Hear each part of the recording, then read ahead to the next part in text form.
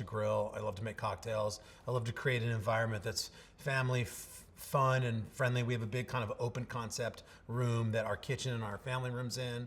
So it's really around 4 o'clock to 7 o'clock in the Daly household around the kitchen, centered around dinner that night, kids kind of doing homework, in and out for sports. Food is at the epicenter of the household.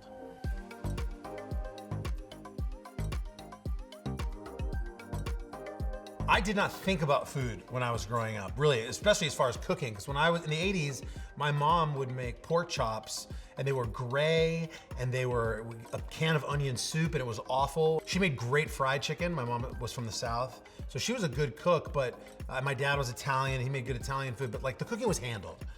So I was either scarred by some of it. My dad would serve like burgers that were like still bleeding, and my mom's 1980 pork chops.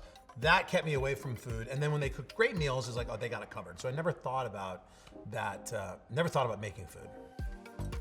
My wife is the big cook in the family. Siri is such a foodie. When I met her, she had a food blog and she's from the Midwest, and we'd be at breakfast and all she and her friends do, and parents and everybody in her world, when they're at breakfast, they talk about lunch. When they're at lunch, they talk about dinner. And I'm like, you guys gotta stop. But I got kind of sucked into it, and now I really love it. It's at the epicenter of our family. I won't have full meal concepts. I like to help out. She's like, hey, we're gonna have, pork tenderloin tonight. What do you think of what we should have with it? I'll help that process, but she really is capable of doing everything. But I like to barbecue, so I'll do the steaks if I can, or typically I might cook a protein. I mean, I think like in another life I was a butcher. I love the idea of just meat in general, and fire and friends. I love to do fish outside. And Siri does a great job with, kind of making any of the sides and the salads and all the stuff that goes along with it. So yes, she's really the cook, and my son, my 14-year-old's taken an incredible liking to cooking in general. Now, he makes steaks. He goes outside and makes a big fire and does like a campfire steak, and he knows techniques and what he's doing.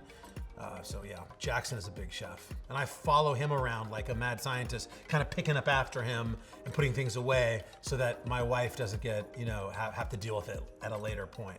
At least to make it like, okay in the kitchen. So I do try and clean up after myself.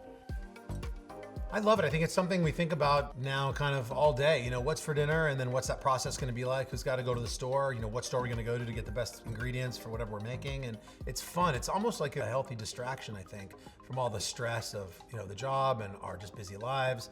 It's kind of something that we can all center our attention around as far as putting a good meal together, sitting around as a family. When I was a kid, my dad in particular worked really hard, and all he ever asked of us was to be there at the dinner table. Having dinner with the family was everything to him.